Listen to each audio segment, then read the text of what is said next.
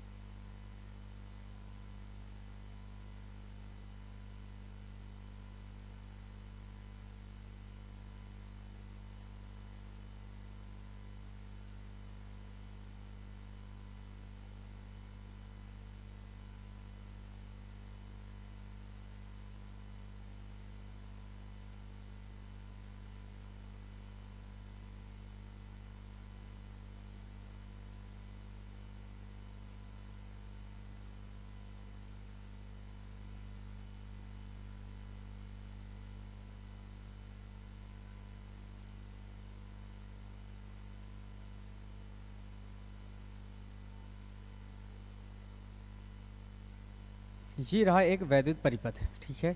और इसमें मान लो ये जो सेल लगे हैं, ये सेल है, सेल के सिंबल हैं, आपको मैंने समझा दिया था। तो इस सेल का विद्युत वाहक बल ई है, इसका भी ई है,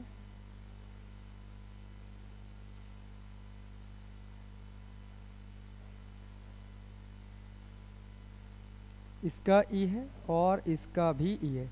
मतलब ये कह सकते हैं हर किसी का विद्युत वाहक बल जो है वो है ई, और हर किसी का आंतरिक प्रतिरोध आर है। अब ये आंतरिक प्रतिरोध समझाने के लिए मैं ऐसा करता हूं कि इसे बॉक्स में बंद करने की कोशिश करते हैं।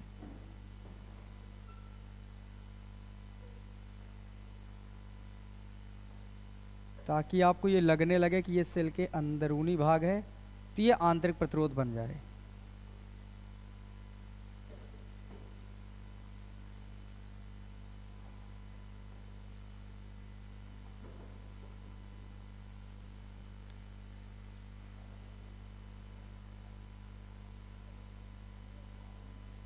ये लो, ये बन के तैयार हो गया चित्र अपने पास। अब हम ये मानेंगे कि इससे जो धारा है वो निकल रही है, इससे I1 निकल रही है, इससे मान लो I2 I3, और ये सब मिला करके परिपथ की कुल धारा हम लोग मान रहे हैं, वो मान लो I धारा निकल रही। टोटल कितनी धारा है? I धारा, और I धारा इसमें जा रही, फिर यही I धारा इधर गई और अपने अपने पे पहुंच जाएंगे। ये डायरेक्शन है पूरी धारा की। तो हमको ये पता करना है कि ये जो सेल समांतर क्रम में जोड़े गए हैं, तो ये बताओ सेल जब जोड़ दिए जाते हैं तो आपको पता होना चाहिए सेलों के संयोग का नाम क्या हो जाता है? बोलो, बैटरी। जो सेल होते हैं उनको जैसे हम जोड़ के तैयार करते हैं, वो जो एक निकाय बन के तैयार होता है, वो संयोजन बन के तैयार होता है, उसका नाम होता है बैटरी। तो जब ये कई सेल आपस में जोड़ दिए जाते हैं तो ये बन के तैयार होती है एक बैटरी, और इस बैटरी से हमने माना कि ये I धारा निकली और R में जा रही है। और बैटरी का अपना मुख्य उद्देश्य भी यही होता है ना कि हम बैटरी से कितनी धारा ले सकते हैं, धारा ही तो लेना हमें एक मुख्य उद्देश्य होता है। तो हम ये फाइंड करेंगे कि जो सेलों के संयोग से बैटरी बन के तैयार हुई, इससे इस बाह्य परिपथ बाह्य प्रतिरोध R में कुल कितनी धारा जा रही है। तो अब ये इस चित्र को मैंने दिखा दिया, अब यहाँ पर समझिएगा। इस थोड़ा सा इसको मैं छोटा कर देता हूँ।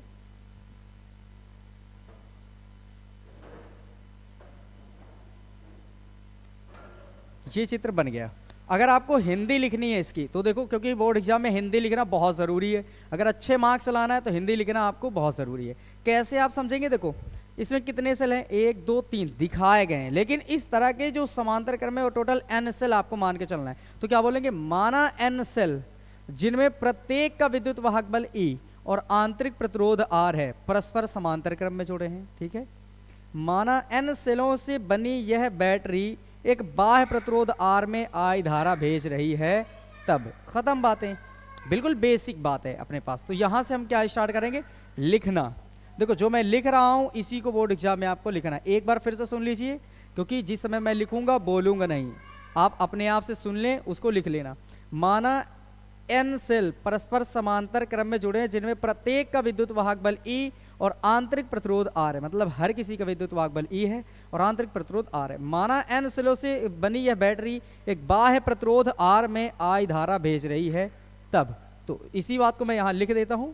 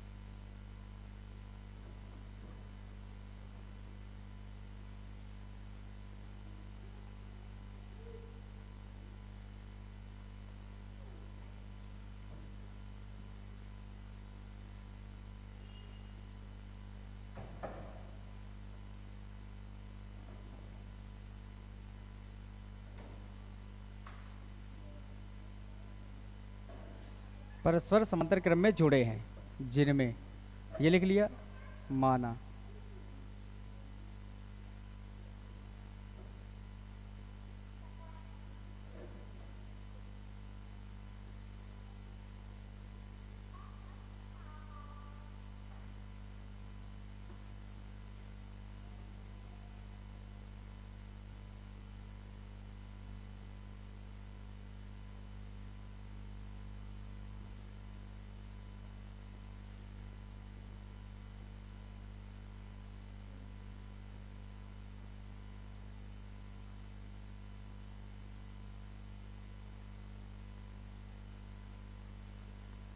ये लिख दिया गया। जो मैंने आपको सुनाया था वही ये पूरा का पूरा लिखा है कि n सेलों की, ये क्या लिख दिया, माना n सेल जिनमें प्रत्येक का विद्युत वाहक बल या आंतरिक प्रतिरोध R है, स्मॉल लेटर में R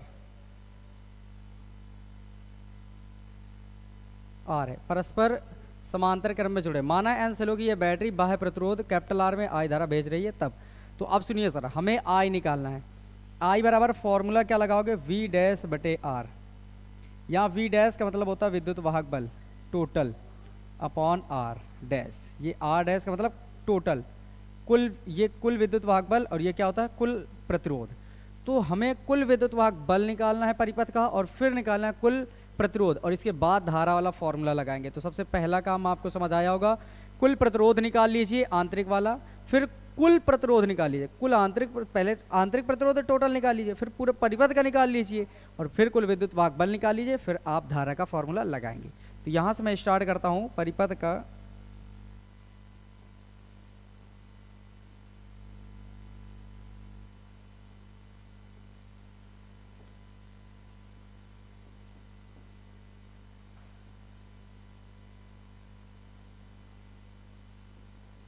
समांतर क्रम में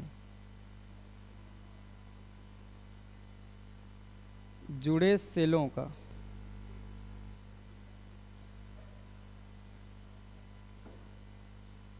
कुल आंतरिक प्रतिरोध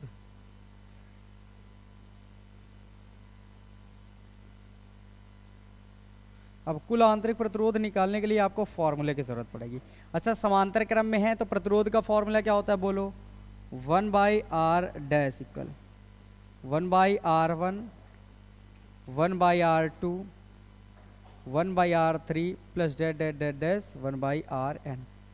ये Rn का मतलब क्या है, देखो अगर परिपथ में 3 सेल जुड़े होते थे तो आपको पता था, चैप्टर नंबर 5 में पढ़ाया गया था, R1 R2 R3 तक जाना है। 2 होते थे तो R1 R2 तक जाना था, 3 होते थे तो R1 R2 R3 तक जाना होता है। अगर n है तो कहाँ तक चले जाएंगे हम लोग, n तक, और समांतर क्रम में सब अपॉन में चलते थे। 1/r dash equal 1/r1 plus 1/r2 plus 1/r3 plus dash dash dash 1/r1 Rn। आप दिमाग में हो सकता है आपकी ये आ जाए अगर आप पहली बार यहाँ पढ़ रहे हैं, तो ये Rn तो इसमें दिख ही नहीं रहा है। तो मेरे भाई साहब आप सुनिए ज़रा ध्यान से, ये Rn दिखेगा नहीं क्योंकि n सेल लगाना पॉसिबल नहीं, क्योंकि क्या पता कि वो सामने वाला 2 ही सेल दे रहा है कि 10 सेल दे रहा है कि 20 दे दे। इसका मतलब होता है n का मतलब कोई रैंडम सेल जुड़ सकते हैं। इस वजह से यहाँ हम लोग लिख लेते हैं कि माना n सेल, देखो दिख रहा है ना, तो n सेल हम लोग मान चुके हैं, इस वजह से Rn तक हम पहुँचे हैं। अब आगे बढ़ो सरा, अब 1/r डैश करके बनाओ, इसको हल करो, बताओ 1/r1। क्या आप देख पा रहे हैं हर सेल का आंतरिक प्रतिरोध स्मॉल r है, तो जहां R1 है, जहां R2 है, जहां R3, हर किसी की जगह में R यूज करेंगे। तो यहां पर आ जाएगा 1/r 1/r plus dash dash dash dash. कितनी बार आया होगा सोचो जरा, तो हम लोग लिखेंगे n बार।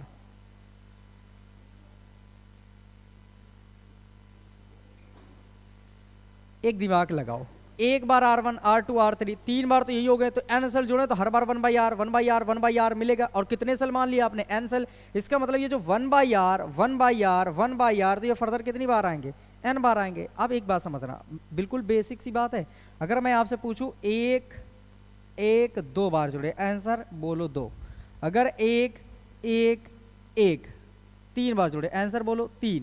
अगर मैं पूछूं 1 1 और 1 और डैश डैश कर दें और यहाँ लिख दें 10 बार, तो आंसर कितना आ जाएगा 10। कैसे पता कर रहे हैं, देखो भाई साहब ये 1 1 कितनी बार आया, 2 बार, तो मैं सीधे लिख दूं 2 गुणे में 1 तो 2 1 के 2, 3 है तो 2 3 गुणे में क्या आया है 3 बार 1 तो 3 1 के 3।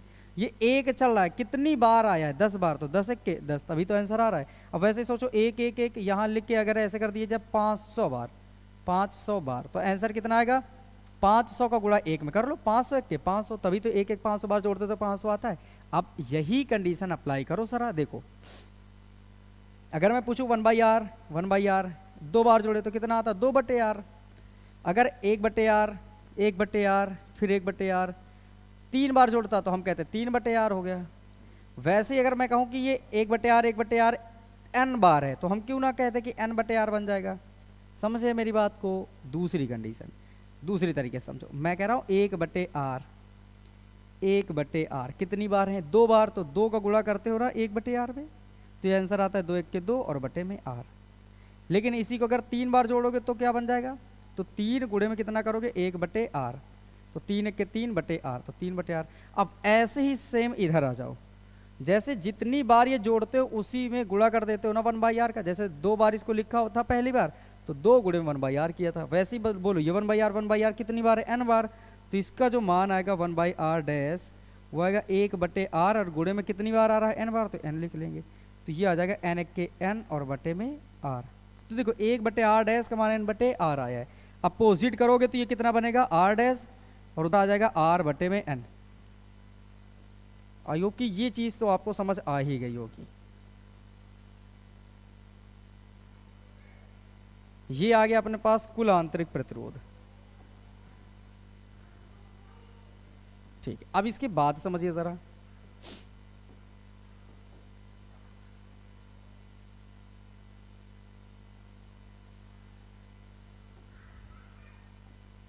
सुनिए जरा, ये अपने पास प्रतिरोध आया है आंतरिक। अभी हमें निकालना परिपथ का कुल प्रतिरोध, तो मैं यहां लिख दूं परिपथ का कुल प्रतिरोध।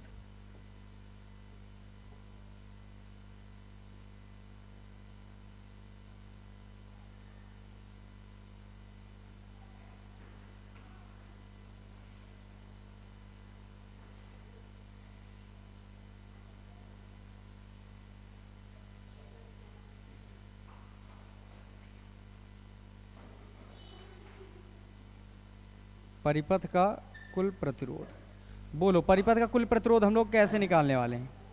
हमें तो भाई साहब ये पता है कि अपने पास टोटल प्रतिरोध देखो इन सब का मिला हुआ आर डैश आया है इतना। तो ऐसे मेरी बात समझो भाई, ये आंतरिक प्रतिरोध और ये बाह्य प्रतिरोध दोनों श्रेणी में होते हैं टोटल मिला करके। क्योंकि ये समझ जाओ कि ये पूरे हल हो गए तो एक लाइन बनी, और इसके साथ ही एक लाइन बनेगी तो श्रेणी क्रम हो जाएंगे। तो यहाँ पर हम लिखेंगे परिपथ का कुल सारी बातें छोड़ो, परिपथ का कुल प्रतिरोध आर डैश लिखना और लिखना आंतरिक प्रतिरोध, आंतरिक प्रतिरोध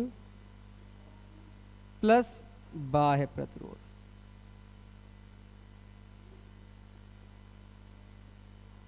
अब इसको हल करो सही से, वैल्यू पुटअप करो और बताओ क्या बनेगा। आर डैश आंतरिक प्रतिरोध कितना आया है, आर बटे में एन।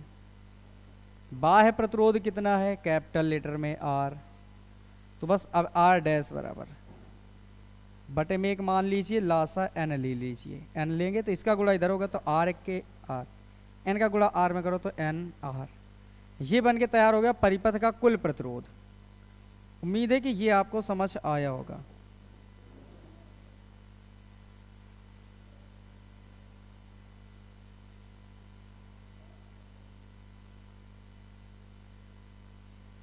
ये लो यहां तक समझ गए।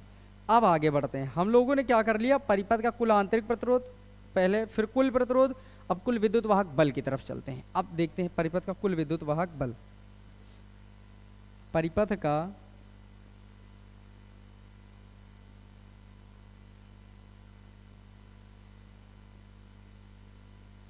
कुल विद्युत वाहक बल। अच्छा एक बात समझो जरा, ये सबके सब किस क्रम में लगे हैं, बोलो समांतर क्रम में। अगर मैंने आपको याद दिलाऊं तो अगर मैंने आपको पढ़ाया था चैप्टर नंबर 5 में प्रतिरोधों का संयोजन, वहां पर समांतर क्रम संयोजन पढ़ाया था और उसमें बड़े प्यार से ही आपको बताया था कि जो समांतर क्रम में जब जोड़े जाते हैं प्रतिरोध तो उनके हर एक के सिरों का वोल्टेज क्या होता है, सेम होता है, क्योंकि वहां पर सभी के सभी प्रतिरोध सेम बिंदु से जुड़े थे। देखो यहाँ पर एक पॉइंट इसको अगर आप देख लीजिए, एक पॉइंट इसको। अब अगर मैं आपसे पूछूं कि ये जो ये ऊपर वाला सेल है इस और इस पॉइंट के बीच, बीच वाला इसके बीच, ये भी इसके बीच, मतलब हर किसी के पॉइंट सेम है। अब जब सेम बिंदु है तो सेम बिंदुओं के बीच विभवांतर भी क्या होना चाहिए, सेम। और विभवांतर जैसा उसमें हम लोग विभवांतर पढ़े थे वैसे इसमें विद्युत वाहक बल है, तो यहाँ पर विद्युत वाहक बल भी सेम होगा। तो यहाँ पर मैं लिख देता हूं कि परिपथ लिखेंगे समांतर क्रम में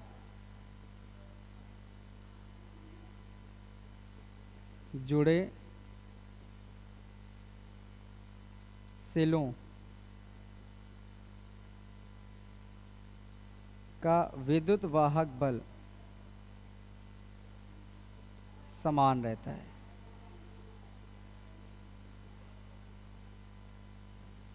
अतः जो ई टोटल आएगा, इसे ई डैश कहेंगे, वो ई के बराबर ही रहेगा भाई, इन्हीं ई के बराबर ही आ जाएगा, कोई फर्क नहीं पड़ेगा। चलो इसको भी बंद कर लेते हैं ताकि हम लोग एक और चीज निकाल सकें।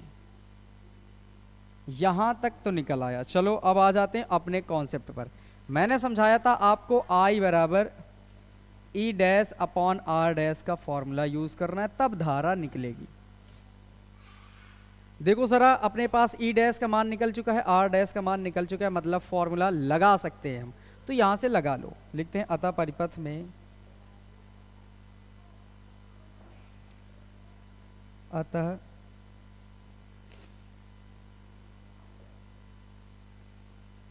परिपथ में प्रवाहित धारा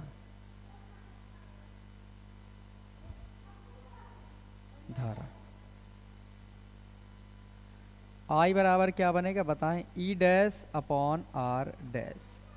वैल्यू पुटअप कर लीजिए, जो बन जाएगा वही आंसर होगा। आई बराबर ई डैश का मान है ई और आर डैश का मान है आर प्लस एन आर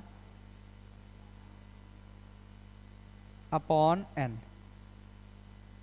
अब बताइए जो सबसे नीचे होता है कहाँ चला जाता है, सबसे ऊपर, मतलब आई की जो वैल्यू बनेगी वो N E upon R plus N R, ये बन के तैयार हो जाएगा। बस यही है वो जिसकी आपको तलाश थी।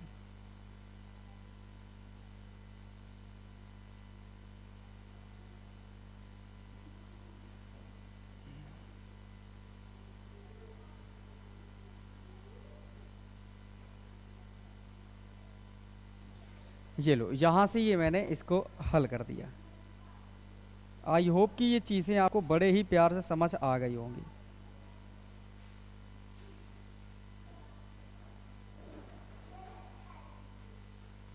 ये लो, यहाँ से ये कंप्लीट हो जाता है डेरिवेशन। लेकिन लेकिन अभी जाने की ज़रूरत नहीं है, क्योंकि यहाँ से मेन कॉन्सेप्ट तो अब निकलने वाली हैं कुछ चीज़ें, वो आपको ये समझना है। देखो ज़रा, अगर मैं आपसे यहाँ पर ये कह दूँ कि ये जो स्मॉल आर है यहाँ पर, ये कैपिटल आर, इसका मान शून्य हो जाए तो, इसका मान शून्य हो जाए तो क्या होगा? तो आप बोलेंगे, देखो पहली बात तो आर जीरो नहीं होगा, ये इसमें पूछेगा भी नहीं, ठीक है। अगर आपसे पूछे तो यहीं से बता सकते हैं, लेकिन इनमें से कुछ भी निकालना हो तो आई एन ई और R, I E R R जो भी पूछेगा वो इसी में रख के हम लोग निकाल लेंगे। तो यहाँ से इसको ख़त्म कर लेते हैं, और फिर अब इसके बाद हम लोग मिश्रित क्रम संयोजन पढ़ेंगे। अगर इसमें कोई दिक्कत है तो आप एक बार देख लीजिए, 1 मिनट का टाइम है, और स्क्रीनशॉट भी ले सकते हैं, ले लीजिए अगर स्क्रीनशॉट लेना है, ताकि मैं आपको बता सकूं आगे। ठीक है, फिर अब नेक्स्ट पेज पे चलते हैं और आगे मिश्रित क्रम संयोजन की ओर बढ़ते हैं हम लोग। अब सिलो का मिश्रित क्रम संयोजन हम लोग पढ़ने जा रहे हैं। इसे बड़े धैर्य के साथ पढ़िए, भागने की ज़रूरत नहीं है। जब तक आप लड़ोगे नहीं तब तक आप जीत नहीं सकते, तो बेहतर है जीतने के लिए आपको लड़ना ही होगा, और लड़ाई कराने के लिए तो मैं हूँ ही यहाँ, आपको लड़ना सिखाने मेरी जिम्मेदारी बन गई है। तो बेहतर है कि आप मेरे साथ बने रहिए, लड़ाई करना सीखिए। यहाँ पर आराम से समझना, ज़रा प्यार से समझेंगे, और बड़ा चित्र है तो ढंग से समझेंगे।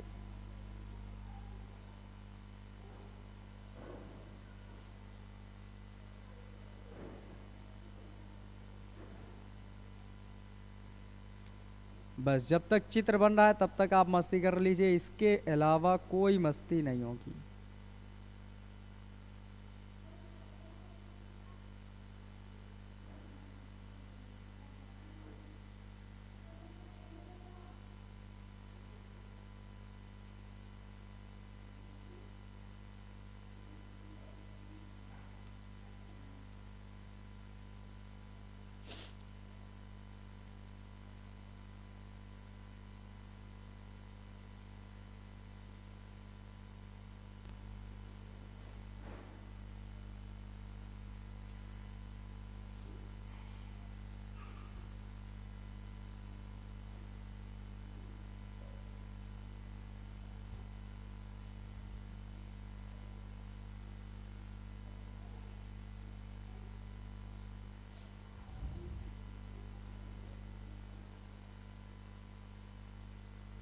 चित्र बहुत ज़रूरी है, चित्र ढंग से समझिएगा।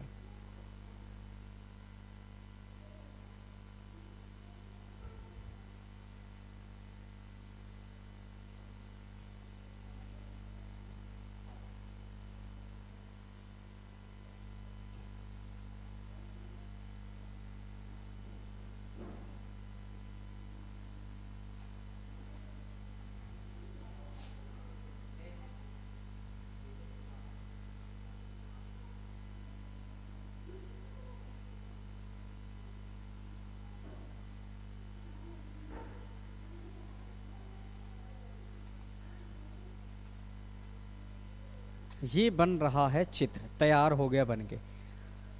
ये मैंने इतने सेल बनाए, अब इसको ध्यान से समझना। हर किसी का प्रतिरोध आर है, सेम जैसे पीछे लिखा था, हर किसी का प्रतिरोध आर है, आंतरिक वाला। हर किसी का विद्युत वाहक बल ई है।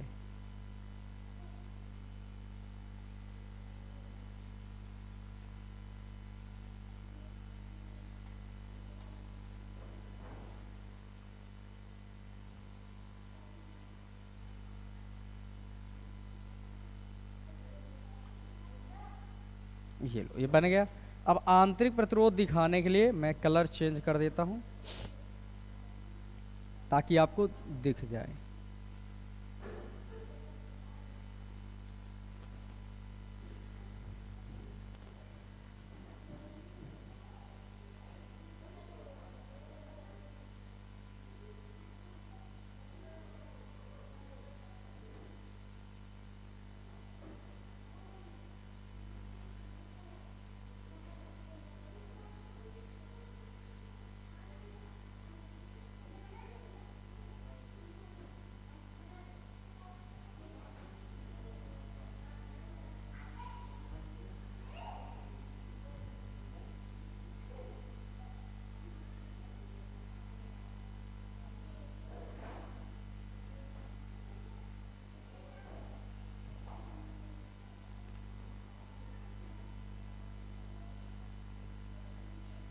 ये रहा पूरी तरीके से चित्र बन गया। अब जो कुछ करना है इस चित्र में करना है।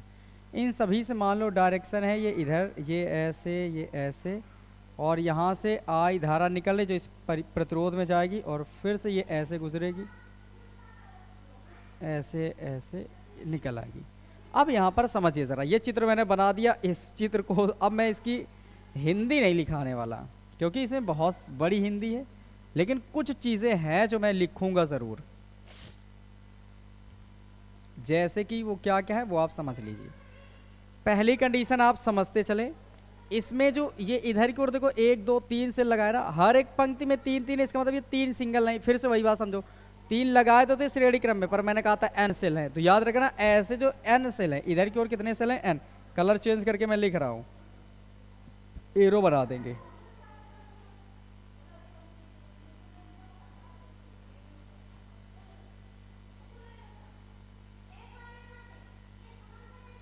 n सेल है इधर की ओर, एरो जो बनी मतलब पंक्तियों में, और नीचे की ओर है m पंक्तियां। अब मैं लिख देता हूं m पंक्तियां।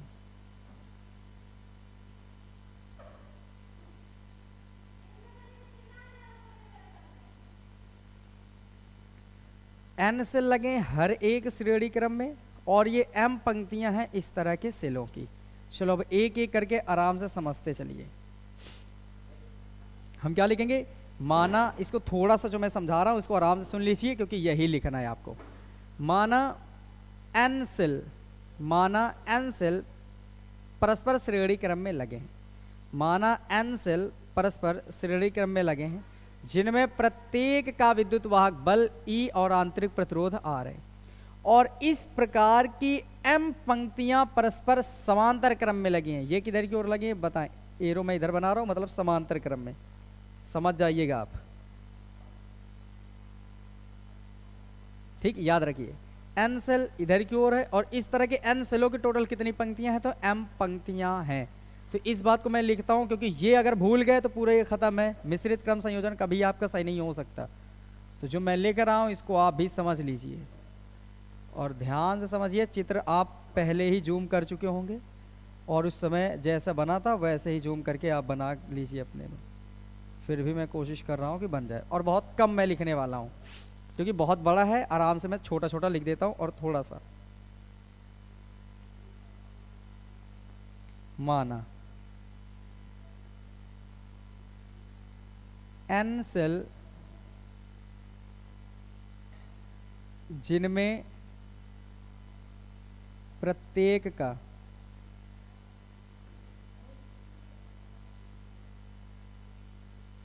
विद्युत वाहक बल E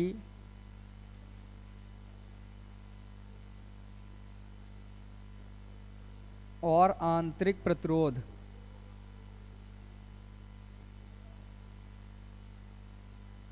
स्मॉल r है, परस्पर श्रेणी क्रम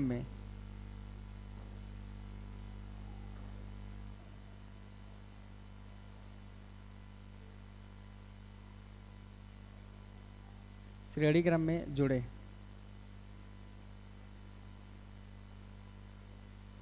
और इस प्रकार की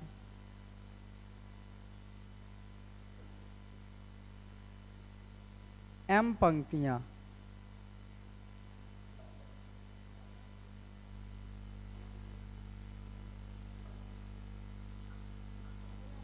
परस्पर समांतर क्रम में जुड़ी हैं।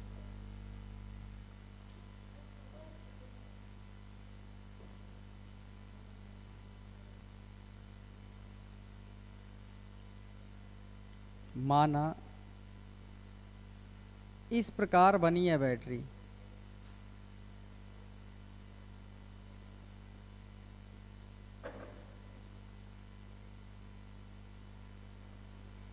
बाह्य प्रतिरोध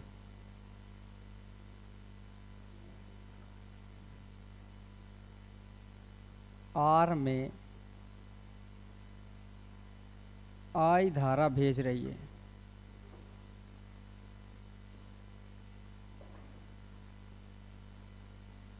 तब ये लो, ये मैंने लिख दिया।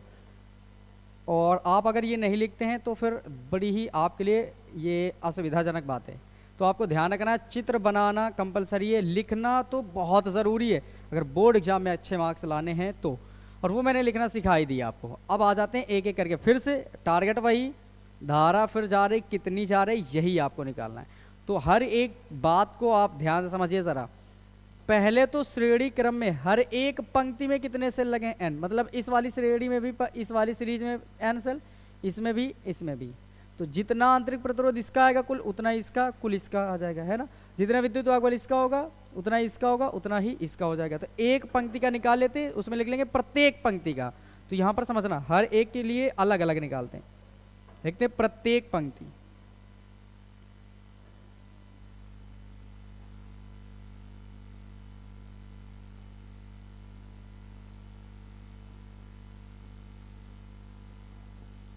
पंक्ति में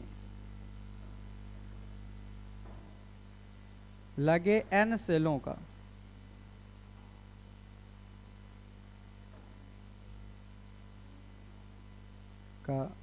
विद्युत वाहक बल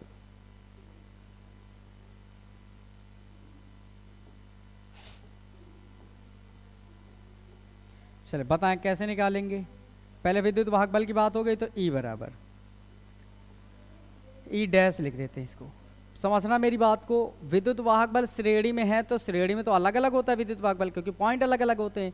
तो यहाँ पर कैसे, जैसे वी निकाल देते V1 plus V2 plus V3, वैसे E निकाल लेंगे। क्या लिखेंगे, E1 E2 plus E3 plus dash dash dash EN, मतलब n तक चलेंगे। तो बोलो सबकी वैल्यूज कितनी है, हर किसी की E है, परेशान मत हो, हर किसी की यहाँ पर वैल्यू E है।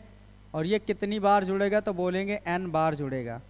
तो बताओ E dash E dash E n बार जुड़ रहा है, E कितनी बार जुड़ रहा है, n बार। तो आंसर कितना आएगा, n ही आ जाएगा। अभी अभी समझा के आए थे ना, जैसे एक एक अगर n बार जुड़े तो आंसर n आता है, अगर 5 बार जुड़े तो 5 आता है, उसी तरह ये भी है।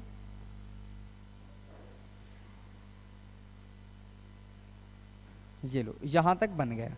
अब आगे सुनिए जरा, ये प्रत्येक पंक्ति का निकला है, मतलब समझना जरा ध्यान से, मैं रफ चित्र बना रहा हूं, इसको बड़े प्यार से समझिएगा वरना सारा का सारा खेल खत्म हो जाएगा। प्रतिरोध मान लो मैं अभी इसका निकाल दूंगा, अब आप ये समझ लीजिए कि प्रतिरोध निकल जाएगा ऊपर का भी। तो ये ऐसे कुछ बनेगा, ठीक ऐसे ही हर एक पंक्ति के लिए निकाल ले रहे हैं।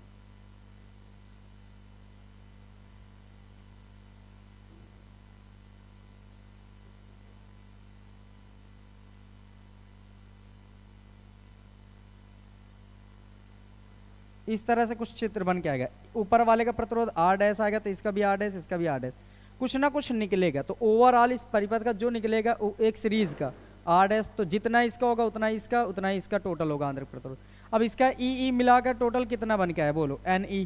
तो Ne इसका भी होगा, इस सीरीज का भी Ne होगा, और इस सीरीज का भी Ne होगा। अब ये बताओ इसमें कोई भी श्रेणी में है नहीं, क्योंकि हर एक पंक्ति में देखो, ये पंक्ति है ऊपर, एक ये पंक्ति है, इस तरह की कितनी पंक्तियां टोटल m, और हर एक पंक्ति का मतलब किसी भी पंक्ति की बात करते हैं तो हर एक पंक्ति में, प्रत्येक पंक्ति में लगे n सेलों का विद्युत वाहक बल ऐसे निकालोगे n ही आएगा, मतलब इसका भी n ही आएगा, इसका भी n ही आएगा, इसका भी n ही आएगा। ये मैंने लिख दिया है, ये अभी हम निकालेंगे R डैश कितना आएगा।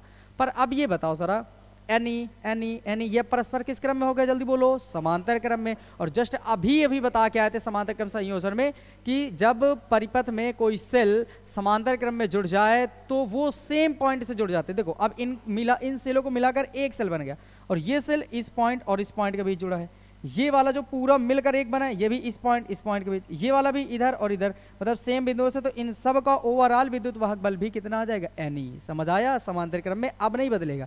तो अब बताओ, अगर मैं लिखना चाहूं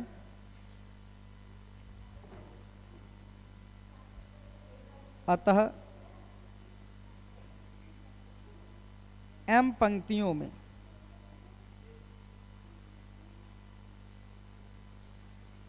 समांतर क्रम में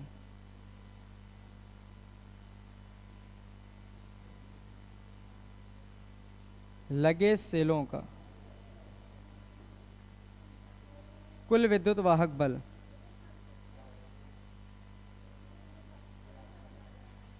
चलिए बताइए ज़रा क्या आएगा अपने पास। जो ई टोटल आएगा वो आ जाएगा एन ई के बराबर, क्योंकि अब तो इसके अलावा कुछ बदलेगा ही नहीं ना, समांतर क्रम बन गया, और समांतर क्रम में कब बदलता है, तो समांतर क्रम में तो बदलेगा ही नहीं। ये लो तैयार बन के इतना। अब ये चीज़ आपको समझ आई होगी, मैं उम्मीद कर लेता हूँ। देखिए फिर से एक बार समझ लीजिए, ये जो जितने भी श्रेणी ना, इन सब को मिला करके विद्युत भागबल निकाला गया, वो एन ही आया है। तो इसका अगर एन ही आया तो बोलो इसका भी एन ही आएगा, इसका भी एन ही आएगा। तो हर किसी का विद्युत भागबल अभी देख लो, एन ही एन ही एन ही। अब ये बताओ ये सब किस क्रम में हो गए, समांतर क्रम में। और समांतर क्रम में तो विद्युत भागबल का मान चेंज नहीं होता है, बोलो चेंज नहीं होता है। तो वही मैंने किया कि समांतर क्रम में लगे विद्युत सेलों का कुल विद्युत भागबल एन ही रहेगा। पर अब इस ई डैश से नाम क्या दे देंगे, ई टोटल। अब आते हैं आगे की कहानी पर। इसको थोड़ा सा मैं नहीं मिटाता हूँ, समझदार बने तो मैं समझा सकता हूँ कि एन क्या लिखेंगे, प्रत्येक पंक्ति में लगे एन सेलों का कुल आंतरिक प्रतिरोध, क्योंकि अभी विद्युत भागबल निकाला था हर किसी का, तो एन ही बना था। अब देखते हैं ये आर डैश जो लिखा है मैंने वो आएगा कितना, ये भी तो पता कर ले। तो यहाँ पर समझिए ज़रा,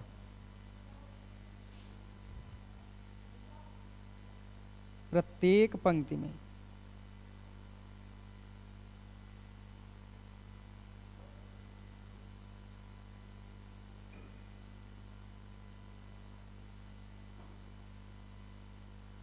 लगे सेलों का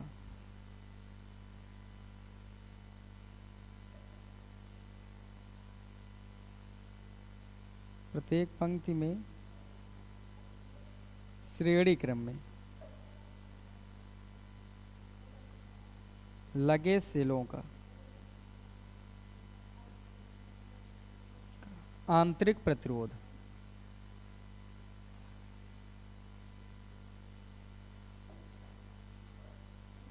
तुल्य आंतरिक प्रतिरोध। चलो अब इसको हल करते हैं, मज़ेदार चीज़ मिली है। अब इसको कर रहे में आपको मज़ा आएगी। देखो आर डैश निकालना है आपको, कैसे निकालोगे, श्रेणी क्रम में सीधे प्रतिरोध जुड़ते हैं, R1 plus R2 plus R3 plus dash dash dash.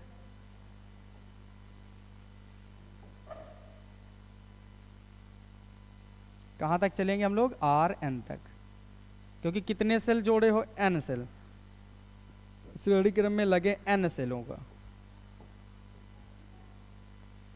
लगे n सेलों का तुल्य विद्युत वाहक बल। चलो अब समझो जरा R dash, R1 R2 R3 R4 सबके मान R R R है, हर किसी के प्रतिरोध का मान कितना है R R। तो यहाँ पर R, यहाँ पर R plus dash dash dash, कितनी बार मिलेगा, तो n बार मिलेगा। आपको कितनी बार मिल जाएगा, n बार। तो यहाँ से बताएं जोड़ के क्या बनेगा, समझो R R R अगर 2 बार आता तो 2 R होता, R R अगर 3 बार होता तो 3 R होता, R R 4 बार होता तो 4 R आता, R R n बार आया तो क्यों ना आंसर n R बन जाएगा, तो यहीं पर बन जाएगा n R।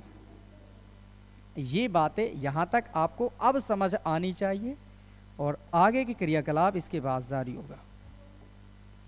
ये मैं उम्मीद करता हूँ यहाँ तक आपको समझ आया होगा। अब आपको समझ आया ना, यहाँ का प्रतिरोध कितना है बोलो, ये जो R डैश हम लिख रहे थे इसका नाम है NR, इसका भी मान NR, इसका भी मान NR। अब ये बताओ NR NR NR किस क्रम में हो जाएंगे, श्रेणी से समांतर में हो जाएंगे। ध्यान से समझिए, हर एक सीरीज जो एक लाइन लगी है इसका जो आंतरिक प्रतिरोध आया है वो NR के बराबर आया। और इस तरह की लाइनें टोटल कितनी पंक्तियों में जुड़ी हैं, M पंक्तियों में। तो अगर मैं आपसे ये पूछूं कि M पंक्तियों में लगे सेलों का कुल आंतरिक प्रतिरोध, तो अब तो कंडीशन बदल जाएगी, क्योंकि ये NR NR आपस में किस क्रम में हो गए, समांतर क्रम में। समझदार हो गए। तो इस चित्र को मैं अभी छोटा बना के हटाता नहीं हूं, पर बना के रखता हूं ताकि आपको देखने में दिमाग काम करता रहेगा। जब इसको देखते रहोगे तो समझना जरा।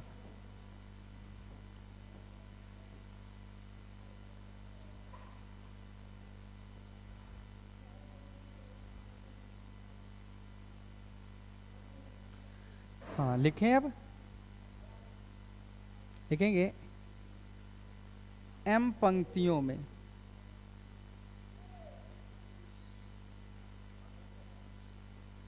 समांतर क्रम में जुड़े सेलों का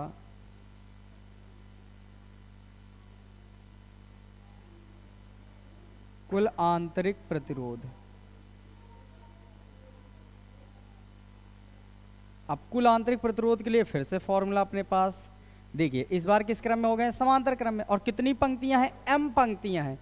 n इस लाइन में थी और इस तरह की 1 2 3 ऐसे कितनी है m, समझे, n ये वाली थी, m इधर की ओर है। तो अब हम इस समांतर तो नीचे की ओर होता है ना, ऐसे ऐसे ऐसे, तो ये समांतर हो गया। तो अब इनको हल करते हैं हम लोग। तो फॉर्मूला क्या बनेगा, 1/r टोटल,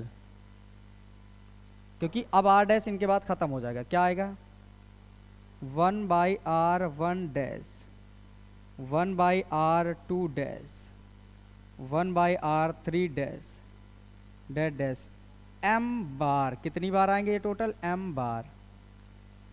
क्यों m बार आएंगे बताओ, एक बार मैं लिख दूं last time, 1/r m dash, ये लो, मतलब m बार चलेंगे। 1 2 3 इस तरह के डैश कितनी बार आएंगे बताओ, ये वाला पहला डैश, ये दूसरा डैश, ये तीसरा डैश, इस तरह कितने डैश मिलेंगे, m पंक्तियां तो m बार तक डैश मिलेगा। तो रखो जरा 1/r टोटल, 1/r1 डैश, पहली बार का डैश कितना आया है nr, देखो ये nr। अब ये बताओ दूसरी वाली पंक्ति में भी कितने लगे होंगे nr, भाई इसका भी nr, इसका भी nr, यही तो समांतर क्रम में बने, तभी मैंने इस चित्र को नहीं मिटाया है। फिर 1/nr, बोलो इस तरह कितनी बार चलेंगे हम लोग, m बार, कितनी बार, m बार। भाई कितनी पंक्तियां हैं, m पंक्तियां, देखो समझो, हर एक श्रेणी क्रम में जब लगे थे तो कितने से लगे थे, n से लगे थे, तो कितनी बार जा रहे थे, n बार। अब समांतर क्रम में है तो समांतर क्रम में कितनी बार है, m बार, तो कितना आ जाएगा m। अब 1/r टोटल। अच्छा एक बात समझो, 1/nr 1/nr 1/nr कितनी बार जोड़ा है, m बार, तो m का गुणा कर लेंगे इसमें। हम कैसे समझेंगे, देखो r r r कितनी बार, n बार, तो n का गुणा ही तो पहले वाले r में किया गया है, तो nr बना है। वैसे 1/nr 1/nr m बार है, तो m का गुणा पहले वाले में कर लो, तो m गुणे में आ जाएगा 1/nr। तो गुणा करो 1/r टोटल, m का गुणा 1 में, तो m नीचे आ जाएगा nr। इसको मैं लाइन बचाने के लिए मैं इधर लिख देता हूँ, m/nr। तो अब देखो अपोजिट करें, 1/r टोटल की वैल्यू m/nr, तो इसको अपोजिट करेंगे तो इसको भी पलटना होगा। तो r टोटल का जो मान आ जाएगा, बोलो nr ऊपर हो जाएगा और m नीचे आ जाएगा। ये बन के आ गया कुल आंतरिक प्रतिरोध पूरे परिपथ का।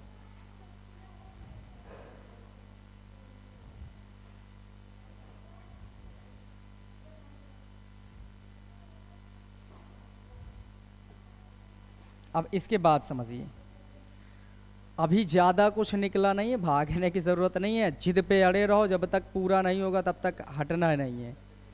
ये आपको दिमाग में रखना है, क्योंकि एक थॉट्स आपको याद आता होगा, finish today's work today then sleep tight tonight. तो अगर आज का काम आज आप ख़त्म कर लेते हैं तो चैन की नींद आप सोइए, वरना जब तक काम नहीं हो रहा तब तक जगते रहो, और जब तक काम ना हो तब तक आंखों को फाड़ कर रखो, पढ़ते रहो, तभी कुछ कर पाएंगे आप। तो यहाँ पर समझिए ज़रा, ये आर टोटल इतना बना। एक बात आप समझ पा रहे होंगे कि ये मैंने पहले श्रेणी क्रम में प्रतिरोध निकाले थे आंतरिक वाले, फिर समांतर क्रम में निकाले, तो ये तो कुल आंतरिक प्रतिरोध की बात हो गई ना। अभी तो बाहर का भी है, तो परिपथ का कुल प्रतिरोध निकालो। अब क्या लिखेंगे, परिपथ का कुल प्रतिरोध।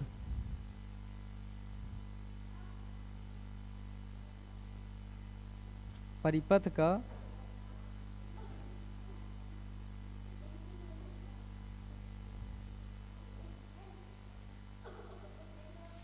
कुल प्रतिरोध। तो बताएं क्या बनेगा, आर टोटल बराबर आर टोटल प्लस आर, मतलब कुल आंतरिक प्रतिरोध प्लस बाह्य प्रतिरोध। अब जोड़ दो इनको, आर टोटल बराबर, बताओ आर टोटल का मान कितना आया है, स्मॉल लेटर वाला NR/M प्लस कितना है, कैपिटल आर। ये बन के तैयार। अब आगे सुनिए ज़रा, अब यहाँ से अपने पास थोड़ी सी मोहलत मिली है आराम करने की, मतलब थोड़ा सा हल्का सा और अभी चलना है। अब सुनो ज़रा, हमें ये टारगेट होता है, हम ये करते हैं टारगेट कि I बराबर E/R लगाना है, पर यहाँ भी टोटल लिखेंगे, यहाँ टोटल लिखेंगे, तो E टोटल देखो मिल चुका होगा कहीं ना कहीं, ये है E टोटल, R टोटल यहाँ मिल गया। तो अब धारा का फॉर्मूला आसानी से लगा सकते हो, तो चलो लगा लो इसको जल्दी से। लिखते हैं परिपथ में प्रवाहित धारा,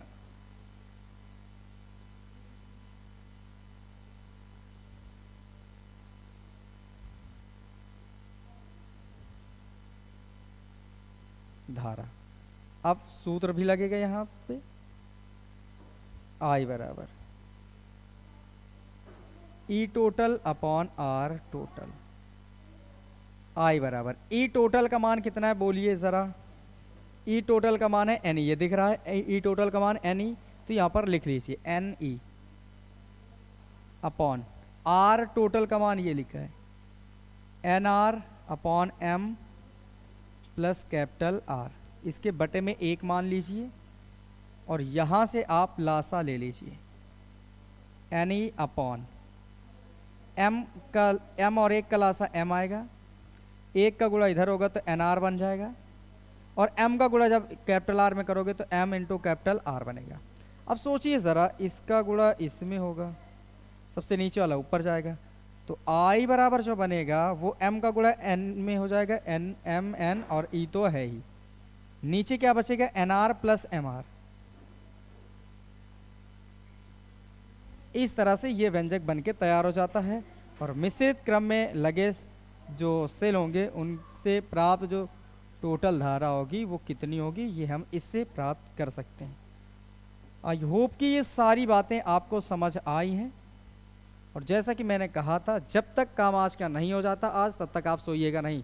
तो इस बात को दिमाग में बिठा लीजिए, पहले मेहनत करिए, जब आप मेहनत कर चुके हों तो ही आप सोइएगा, क्योंकि ज़माना बहुत आगे निकल चुका है। अगर आप पीछे वहीं रहना चाहते हैं, एक ठहरे हुए पानी की तरह रहना चाहते हैं, तो आप समझदार हैं, पानी का ख़राब होना तय है। तो अगर आप भी निरंतर आगे बढ़ने की चाहत रखते हैं तो पढ़ने के बाद रिवाइज़ करना आपकी जिम्मेदारी बनती है। और जो भी चीज़ें आपको ना समझ आए कमेंट बॉक्स में करें, मैं उम्मीद करता हूँ कुछ भी ऐसा है ही नहीं कि जो ना समझ आया हो, क्योंकि हर एक चीज़ को तो मैं तोड़ के बता देता हूँ, एक रफ डायग्राम बना देता हूँ, तो ऐसा तो कोई है ही नहीं। लेकिन फिर भी अगर कुछ रह जाता है तो आप कमेंट बॉक्स में कमेंट करिएगा, हर एक कमेंट का जो अच्छा होगा उसे रिप्लाई किया जाएगा आपके लिए, ठीक। तो इसे आप स्क्रीनशॉट ले सकते हैं। और आज के लिए फिर हम बस इतना ही करेंगे और मिलेंगे अगले वीडियो के साथ। तब तक आप अपना ख्याल रखें और मेहनत भरपूर करते रहिएगा। Thank you so much.